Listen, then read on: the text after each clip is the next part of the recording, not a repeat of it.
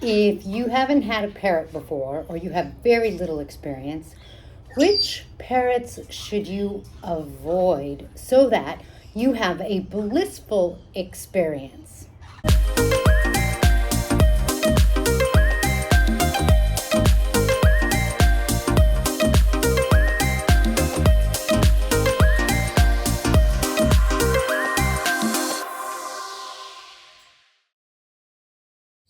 Hi guys, welcome to my channel. I'm Kaylin, the author of the Parrot Bliss Bond. You can get your copy on Amazon.com. And this here is Keon. Keon is a sun cheek conure, which is a color variation that I had only seen once before. So we were really thrilled to get Keon. We're hoping that next year Keon has babies. But did I already say that Keon is green cheek conure? If you're new to my channel, I love parrots. I love talking about parrots. I love sharing my bliss of parrots with you. If you're already subscribed, you already set your preferences on YouTube and you're used to hanging out here with me and my flock, and you are my part of my YouTube flock, thank you for being here. Now, parrots to avoid. So the deal is that someone asked, could I make a list of parrots that someone who's new to parrots probably shouldn't start with? And I was like, you know what? I think that's a really good idea because there are some parrots that are harder to handle. So the three most popular, easy, wonderful parrot pets that my vet sees in her practice, so I'm going to say this is at least true in the US, are number one, a budgie, a cockatiel, number two, and number three, a green cheek conure. This green cheek conure is only a couple months old and weaning, and so I can see that his crop is low and I'm going to need to feed him. He's eating pretty good, but I'm going to need to feed him. So actually that leads me to one of the things that I'm going to tell you, one of the kinds of parrots you should avoid. But first, real quick, I'll say those three species, budgie, cockatiel, green cheek conure, they are the most popular, and I think they're the most popular for a reason. They are relatively inexpensive in the sense that, generally speaking, you can get any one of these parrots for either under $150 for a budgie or under $50, depending on whether you get a standard budgie or a English budgie. A cockatiel is going to be anywhere, around $200 to $400, depending on their colors, that kind of thing. And then a green cheek conure, generally speaking, you're going to be able to get anywhere from about $400 and up. Then it depends on the colors. For example, a parrot like Keon, because he's a unique color, is going to be more specialty, and the price I'm expecting is going to be over $1,000, maybe even closer to $1,500 or even a little more. Some of that depends on where you are, where you get them, that kind of thing. But those three species are super sweet, super friendly. Green cheek conures can be bitey, but they, basically speaking, will make a very good pet. They are not super high maintenance, they're not super complex the way some parrots can be. So, category number one for parrots that I think someone who's new to parrots or doesn't have a whole lot of experience should avoid. Number one, I would avoid a baby that isn't fully weaned.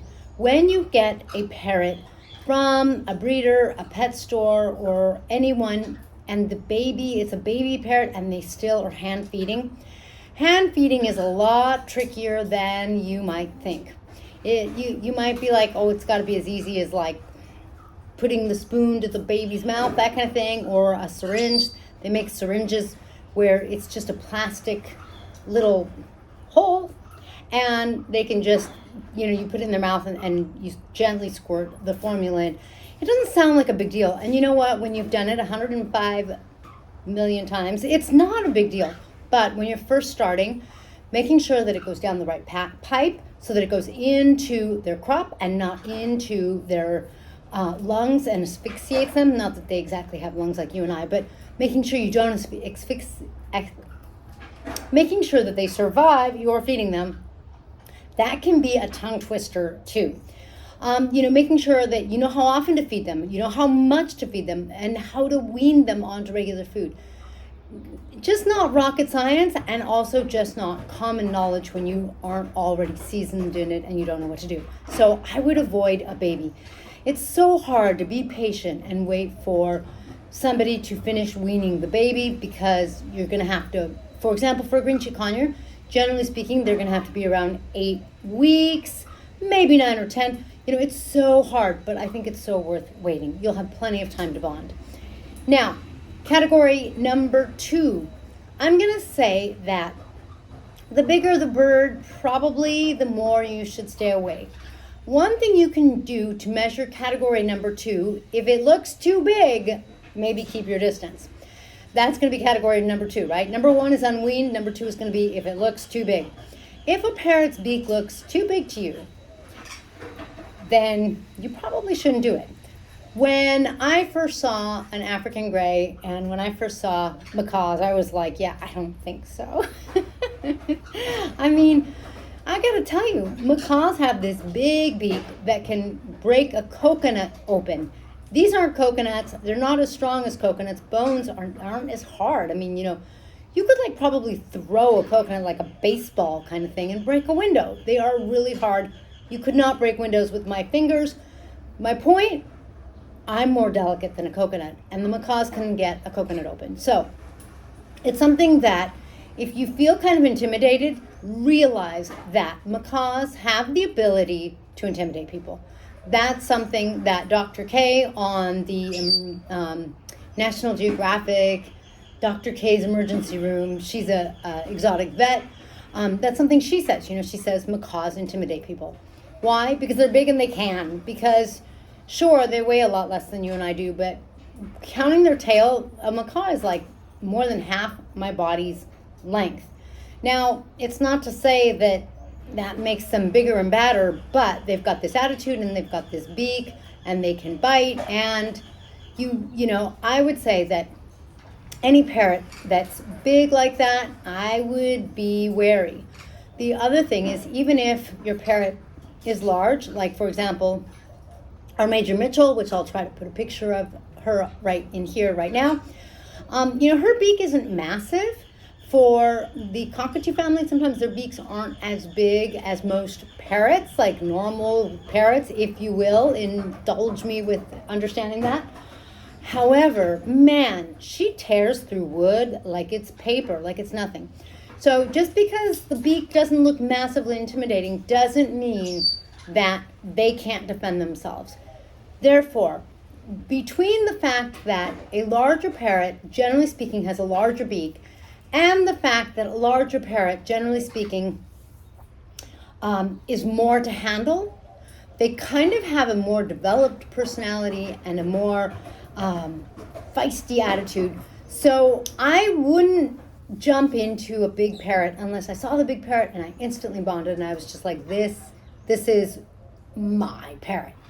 Otherwise, I think that there are some incredible species. I named 3 of the most common that you're going to have a fabulous time with. Now, the next thing is I'm going to put into category number 3. It's going to be exotic parrots. What I mean by that is there are some parrots that have specializations. They have real specialized dietary needs, or they're really like messy and poopy. Oh, do you like my earring? Hi, Kian. Hi. Yeah. Examples. An eclectus parrot has a very specific diet. They are not necessarily a piece of cake to take care of. You have to really understand an eclectus diet.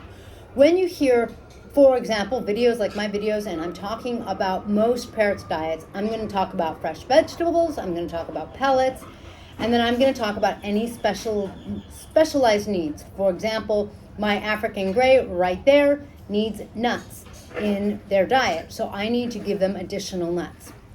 My green cheek conure does not need nuts in his diet. He couldn't eat a walnut. He couldn't get through the shell. Obviously, he couldn't eat. He might be able to get through a peanut shell, but smaller parrots like this are not really nut eaters. It does sort of become an obvious size thing because they're just not made for it, whereas a macaw can crack open a walnut in no time at all.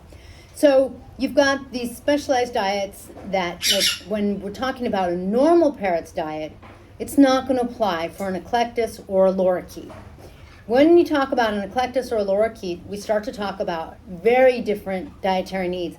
And they are exceptional when you think about the many kinds of parrots. Now, there are 350 to about 400 species of parrots, depending on how they're categorized. No, they are not all common pets, anything like that. I'm going to say I have seen like 60 species in the different parrot stores around me. Within those 60 species, most of them fall into this vegetable pellet, and either, cockatiels need seeds, my Africans need nuts. Very few are going to fall over here with the eclectus. They need fruits. They cannot have eggs. It will eventually kill them. Lorikeets, they need a lot of fruit. Eclectus can't have normal pellets. Like, it gets into some real specializations that, honestly, I haven't gotten into, because I've been like, you know what, I've got my flock and they all kind of fall in this category. I'm going to make my life simple and stay over here. Another thing about lorikeets, which is also true of caiques, they're really messy. I mean, really poopy. I mean, green cheek conures, they will kind of aim and squirt and poop out their cage. And sometimes it gets on my walls. So I have plastic sheets on some of my walls. The caiques are similar to that. They're super messy. So are African grays. So I would kind of avoid those initially, because if I was new to parrots, I would want to start with something that's relatively easy to take care of and to clean. That's relatively easy to understand, so that I don't have to go understanding specialized diets, anything like that. A hardy parrot that is going to live, 15, 20 years, 25, 30. A green cheek conure, I believe they can even live up to 40. I don't believe it's average. But, this is going to be a great companion and not that hard. The first year they might be a little bitey, but you'll get past it. Not that big of a deal. So, category number 1 was unweaned babies. Category number 2 is parrots that have that are big and are going to be harder to handle. Category 3 is parrots that have specializations, like a specialized diet, or they are especially poopy. The Africans I think they fall into that category. Now, the other thing I'm going to tell you about Africans, they are also one of the most popular pet parrots. When money, all of a sudden, your budget goes from $500 to $1,000, it's going to go up to, it's going to go to $4,000, $5,000 for a specialized parrot like an African gray. Now, the reason I'm not going to recommend an African gray, and the reason I think you should also avoid an African gray, is only because this is a cuddly parrot. A lot of people think of pets the way they think of a cat or a dog, not necessarily the way they think of a goldfish. Cat or a dog, pet them, love them, hug them, kiss them, grab them. Parrots aren't really going to let you grab them, but this is a species that's more affectionate. Cockatiels are known for being super affectionate and really sweet. This is a species, amongst people who know parrots, that is known for not being cuddly, not going to cuddle. You might get a rare African gray that does want pets and that's very loving and affectionate, but it's unlikely, because generally speaking, this is a species that is aloof. This is a species that is pretty quiet and pretty mellow and pretty chill, and pretty much is known for a bait and switch. Their bait and switch is where they put their head down as if they want pets, because that's parrot body language for I want pets on my head. So you go to pet your African gray and they flip their beak up and bite ya. African grays are kind of like tricksters. African grays are definitely aloof, and while you can't, in my book, just have one, you have to have two, because they still want companionship. They're still flock-oriented animals and birds. They're just not going to be necessarily the parrot that lives on you and wants to be with you and wants to cuddle with you, that kind of thing. So If you aren't familiar with parrots, I wouldn't go to a parrot like an African gray. Because it's just gonna, it's like you have to kind of adjust. You have to first understand the difference of parrot versus dog and cat kind of thing. They're a little like fish sometimes in the sense that they're not necessarily something you're going to pet, but they're not like fish in the sense that they require a lot more care and attention. In addition to those fresh vegetables and changing their water daily, and I know you do that for your cat and your dog, but like you really have to do that for your parrot, sometimes more than once a day. You also really have to clean their cage. Like I said, sometimes you have to clean the wall, you have to clean the floor. I mean, it goes on and on. So I think that hopefully that'll give you some ideas of what kind of parrots to avoid. You also, preferably want a parrot that isn't going to do something like a cockatoo, possibly get stressed out or have separation anxiety, because if you do, then you're going to have to go to parrotbliss.com and get Tink's must-have parrot relief that helps them de-stress, because it's CBD in hemp oil and it has the right balance of omegas. So that's really good and healthy for your parrot, actually you too. But you should still get Tink's parrot relief, but when you have a bird like a green cheek, unless it has seizures for some reason, which can happen, then you don't necessarily need to get Tink's parrot relief. But if you have a parrot like a cockatoo who's prone to plucking, or an African gray who's prone to plucking, then you'd probably be better off with an easier parrot if you're new. A few other species I will mention. Amazons, super duper loud. I mean cockatoo loud. Those are two species that, macaws too. Those are three species that are particularly loud, and I don't think you're going to necessarily want to jump into that. Even if you have a house, you really need an outdoor space where your neighbors either don't care or you have enough space that it's just not an issue. So I don't think that if I was starting, I would have wanted to start with a really loud parrot. I probably would have gone crazy. So make that category number 4. Kind of do a little research. Find out if the species you're looking at is hard to take care of. There are some species like golden conures, which I adore, but they are very prone to things and they're very delicate. You probably don't want to sink $4,000, $5,000, $6,000, $7,000 into a golden conure when you don't necessarily have experience and they're prone to issues and getting sick, that kind of thing. So research your parrot. Find out about their diet, find out about any delicate points they have, find out about their noise level, find out about the lifestyle that you would need to maintain with them.